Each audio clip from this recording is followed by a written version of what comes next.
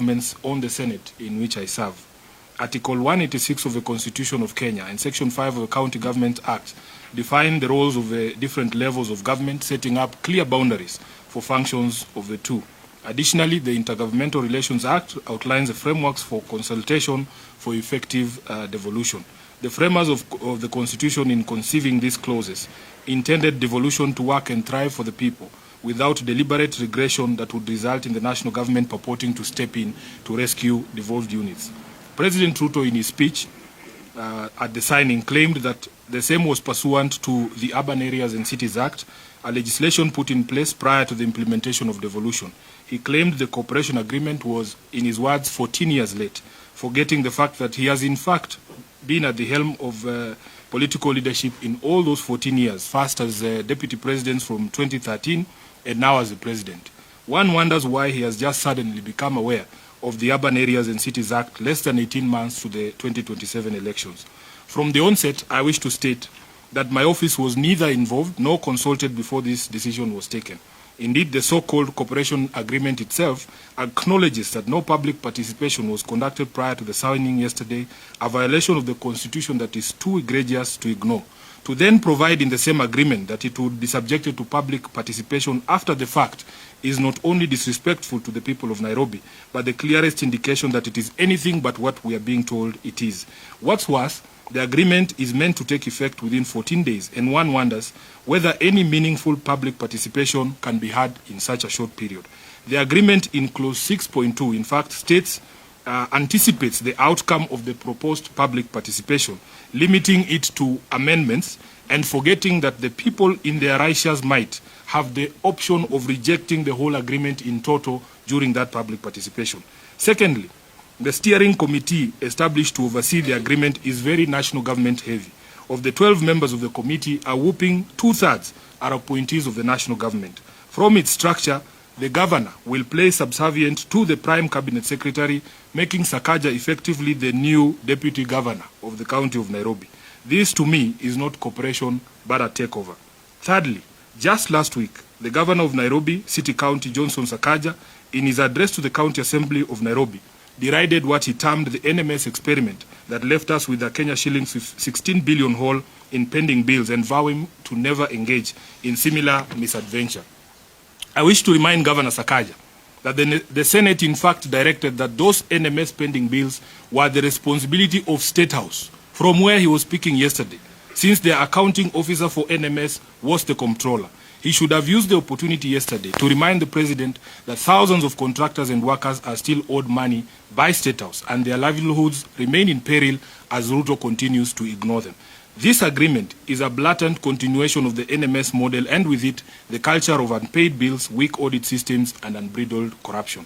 Fourthly, it is in the public knowledge that the national government owes Nairobians over 100 billion shillings in unpaid rates and other payables from national government institutions.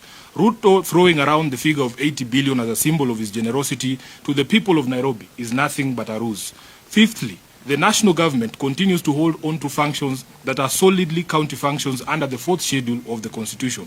For instance, the Constitution recognizes only 2 levels of roads, and that is national trunk roads and county roads.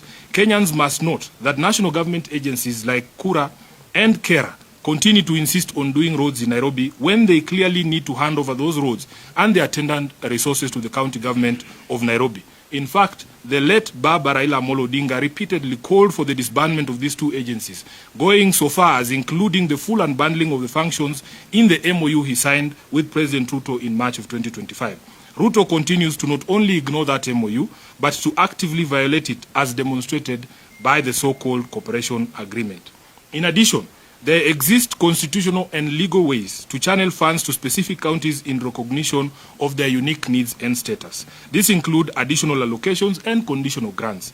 Examples of these grants include grants to counties to construct headquarters and industrial parks. By the way, you should know Nairobi doesn't receive any of those funds, but other counties receive. If indeed we needed national government to build a world-class market at Gikomba, we can channel resources to the county government of Nairobi to build that world-class market through similar instruments. Lastly, it is my considered view that arrangements such as NMS and the proposed cooperation agreement unnecessarily obfuscate and complicate oversight and accountability processes by the assemblies, the Senate, and the Office of the Auditor General. The President at every turn dismisses concerns raised by both the people and their representatives as noise. He asked those with alternative ideas to give those ideas. Mr. President, I have said before that it is possible to govern and achieve development within the confines of the law, and I want to demonstrate this today.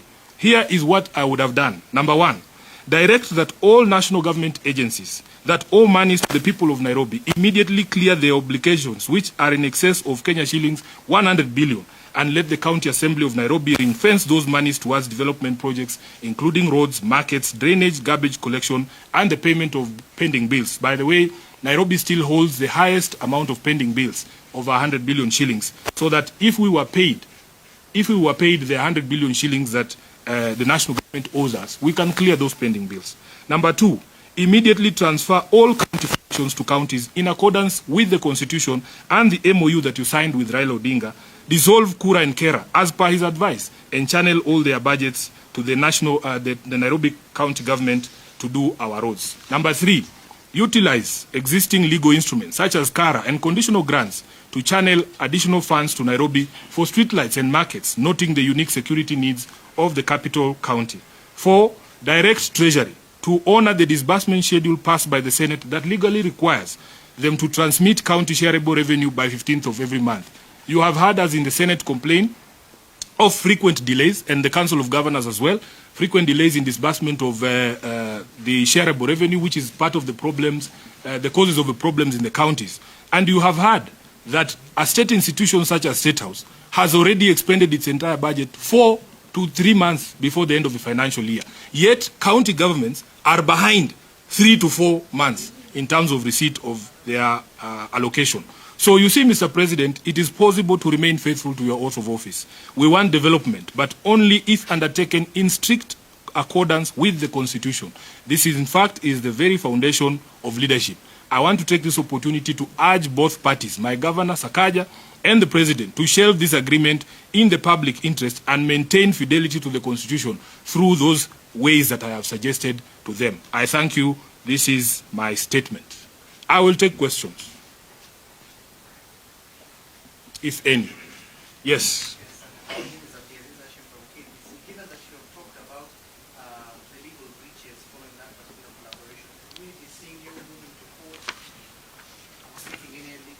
Yes, the agreement is expressed to take effect within 14 days.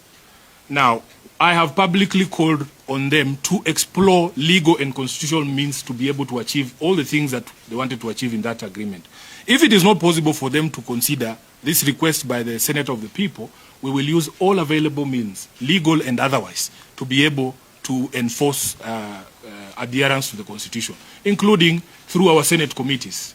And this matter will find itself in the floor of the Senate very soon, as you will see. Senator, you talked about the audit and oversight. Absolutely. Of the 80 billion. Is what happened with NMS. If this cooperation or collaboration goes on, will be oversight in this area? That is the question. That is a very fantastic question, and that is what I have said in the statement here, that it actually complicates the audit process. Do we call this committee to the Public Accounts Committee? When the Auditor General goes to do her audit at the county government, and she's told, oh, some of the documents are at National Treasury, the others are sijui where, it becomes very difficult for her to do her job. And that is why we are saying, let us maintain fidelity to the Constitution. There are ways to channel monies. For instance, I've given you the example of county aggregation parks. Nairobi does not get any money for building of an aggregation park. If you ask the governor himself, he will say his priority is a market at Gikomba. Why can't we use the same instrument to give us money to do the market at Gikomba? So that is what we are saying. It actually complicates the audit process and the oversight process. Yes. My name is Omar of the West. Yes. Senator, is it enough to tell the President and the Governor to share that agreement now that they are working backwards, signing and then going to public participation?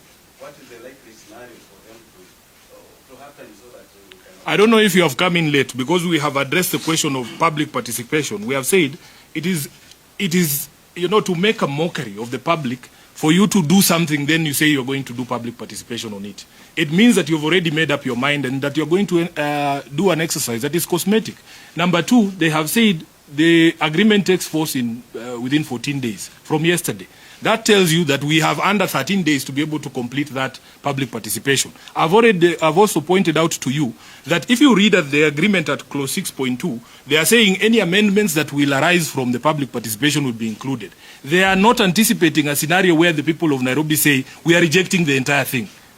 So, and there are other clauses in the document itself that say the parties can enter into supplemental agreements without the participation of the people. So we are saying shelve this thing, go through a proper process. There are legal mechanisms for you to channel money if the need of Nairobi, for instance, has been identified as unique, just the way the other counties receive money for unique purposes like building of headquarters and building of county aggregation parks. We can be given a conditional grant to do our street lighting in Nairobi and retain fidelity to the Constitution.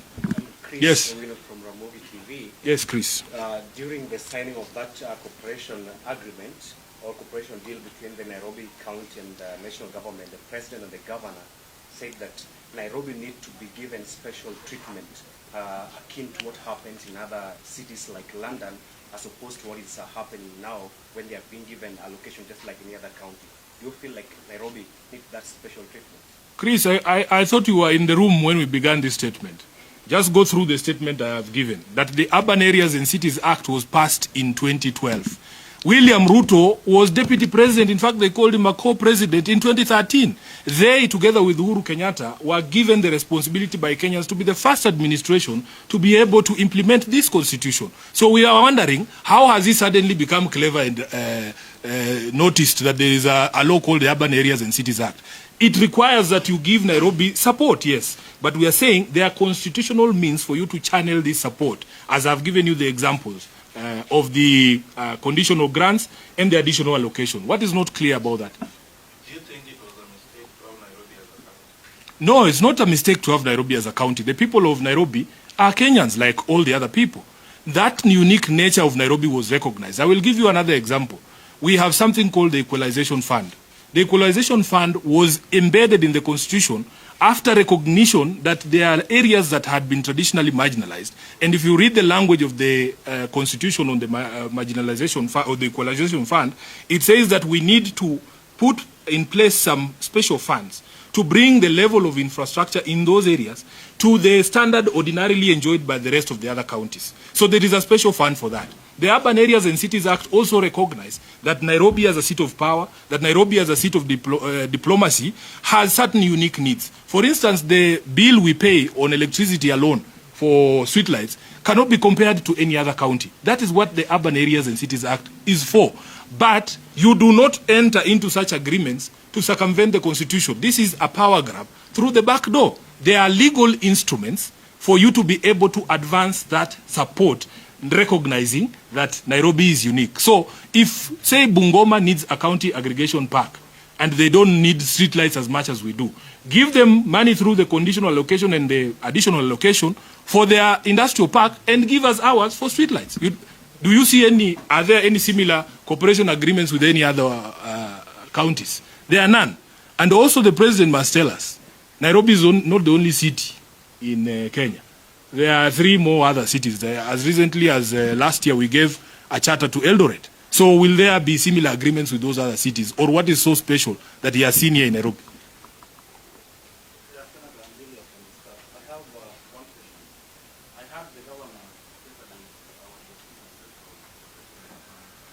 there are other provisions of the past operation agreement that are signing with the national government that they have done an agreement, especially on education. For example, the school feeding program, and another one for bursary, scholarship. I don't know how is it different from this aspect, or even the ones for the school feeding are following the same Yes, you are talking about there was a decision by the Control of Budget that before a level of government undertakes the functions of another level, there has to be an agreement between those two levels of government. And for instance, when it came to education, education is stated as a national government function, especially the counties only deal with ECDs. So when you are giving bursaries without a framework that allows you to do that, that is what that agreement relates to. This one is very different. This one is very different because they are not saying that they are going to undertake national government functions or that they are going to undertake county government functions. That's not what they are saying. In fact, they were very clear yesterday that it has nothing to do with transfer of functions. But it is actually transfer of functions hidden as an untransfer of functions. And the legal problems that we have, again, ladies and gentlemen, you have to go through the statement that I have made. An agreement such as was signed yesterday, I am sure those negotiations have been going on for months. The right thing to do would have been to tell the public, the people of Nairobi and the County Assembly and the Senate, that we are anticipating getting into this, agreement, and have people input into those discussions that you're having, and then reach a final document, then you sign. But for them to have been sitting in a corner somewhere hiding, having this conversation, then we're just told there's a signing ceremony tomorrow. It's like you are being told to come to a wedding ceremony, but the parents will meet next week to discuss whether they consent that their children should be married. It's ridiculous. So your problem is the process or the whole thing? I think I will let my statement speak for itself. I have gone to great detail from the beginning to the end to explain the issues that I have cited in this statement. Thank you.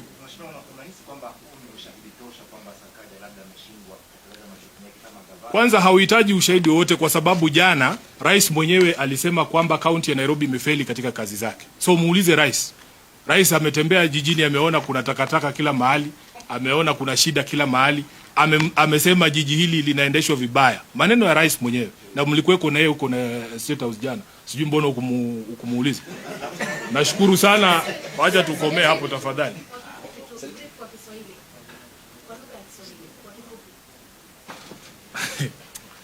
Aya. Kwanza natoa usemi huu kama seneta wa kaunti ya Nairobi. Kuwajulisha wananchi kuna masuala muhimu ambaye lazima yaulizwe kuhusu mkataba huu. Jambo la kwanza ni kwamba chini ya sheria ya Kenya, chochote ambacho serikali inafanya, serikali kuu ama serikali ya ugatuzi, lazima iwe kwa kuambatana na katiba. Katiba ya Kenya inahitaji kwamba unapofanya mkataba kama huu lazima tuhusishwe sisi kama wananchi wa Nairobi. Haiwezekani kwamba mtie kidole sahihi ama mtie sahihi mkataba kisha mtuambie kwamba mtakuja kutuhusisha baadaye. Inaonyesha dharau kwa wananchi, inaonyesha dharau kwa viongozi, inaonyesha kwamba tayari mmeafikia mambo fulani na sasa mnataka tu sisi kututumia kana kwamba kuwekelea rubber stamp pale. Nataka niwaambie wananchi wa Nairobi kwamba mimi kama seneta wao sikuhusishwa pali popote katika mazungumzo haya. Mara ya kwanza tumesikia kuhusu mazungumzo haya ni wakati ambapo tumeitwa kwa ndoa ya uhalalishaji hapo jana, ya kwamba tuende kushuhudia jambo hili. Thirdly, ama jambo lingine, ukiangalia ile kamati ambayo imewekwa pale ya kusimamia mpango huu mzima, imewajaza wale ambao ni wanaondokea katika serikali kuu. Ukiangalia kwa kamati ya watu 12, utakuta kwamba ni watu wanne peke yao ambao wanawakilisha county government ya Nairobi, na tunaona kwamba hiyo sio cooperation, hiyo ni kama ni take over. Jambo lingine ni kwamba serikali kuu na mashirika yake hapa Nairobi, tunawadai sisi kama wana Nairobi zaidi ya shilingi bilioni 100. Kwa hivyo Ruto kurusha shilingi bilioni 80 na kutuambia kwamba sasa yeye ndio mkarimu sana, hiyo ni kutufumba sisi macho kama wana Nairobi. Tunajua kwamba iwapo angetoa zile pesa ambazo mashirika ya kitaifa na serikali yake zinadaiwa na kaunti ya Nairobi, tungeweza kuyafanya mambo ambayo anasema anaenda kuyafanya na zile bilioni 80, na tungebakisha masalio ile ya kutoa shilingi bilioni 20 ya kufanyia mambo mengine. Jambo lingine ni kwamba serikali kuu inaendelea kushikilia kazi ambayo inahitajika ifanywe na counties. Kwa mfano, mambo ya ujenzi wa barabara. Katiba ya Kenya inatambua barabara aina mbili peke yake. Barabara za kitaifa na barabara za county. Kwa hivyo ukiona kuna mashirika ya serikali kuu ambaye yanajiita Kera na Kura ambaye yanasisitiza kwamba wapewe bajeti za kufanya barabara hapa Nairobi, inapeleka kwamba hatujazipa counties functions zote na fedha zote ambazo zinafuatana na hizo counties, na ni baadhi ya zile jambo ambalo baba Raila Amolo Odinga marehemu alikuwa anashikilia sana. Akasema kwamba kazi zote ambazo ni za county pamoja na fedha ambazo zinaambatana na kazi hizo zipewe counties, na iko katika mkataba ule ambayo aliandikishana na Mheshimiwa William Ruto ambaye unaenda kukamilika mapema mwezi ujao. Hiyo ndio tarehe ya mwisho. Ya mwisho kabisa nitakuelezea kwamba kuna njia mbadala za kuweza kuzipa counties fedha kulingana na mahitaji yao speciali. Kwa mfano, kuna counties ambazo zilikuwa hazina makao makuu, headquarters. Ukienda kama Mandera kwa mfano, walipewa pesa wakajenga county headquarters. County ya Nairobi haikupewa hizo pesa kwa sababu sisi tulikuwa na makao makuu ya county. Tukaendelea na hayo. Kuna counties ambazo zinapewa hizi fedha speciali za industrial park. Nairobi haipati hizo fedha. Manake hapa mahitaji yetu ni tofauti. Kwa hivyo kwa njia hiyo tunaweza kusema kwamba labda county ya Turkana haihitaji taa za barabarani jinsi ambavyo Nairobi sisi tunahitaji. Wao wakipata industrial park, sisi tupewe zetu katika hiyo sheria ambayo tunaita additional allocation ya resources ziweze kuja. Kwa hivyo William Ruto anaposema kwamba sisi tunapomkosoa ni kelele tu na hatuna mawazo mbadala, nataka kumwambia Mheshimiwa Rais, kuna uwezekano wa kutawala chini ya sheria na chini ya katiba. Na nimempa njia mbadala ambazo zinaweza kupelekea kwamba tupate fedha za kufanya hizi kazi ambazo anasema pasi na kuharibu ama kukiuka katiba ya Kenya. Asante.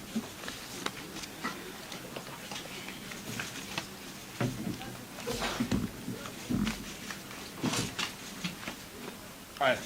Kama kawa, nashukuru sana.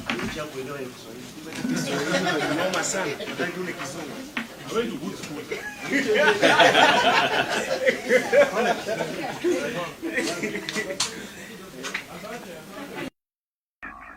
More Radio, 88.2 FM. We are in charge. More Radio, 88.2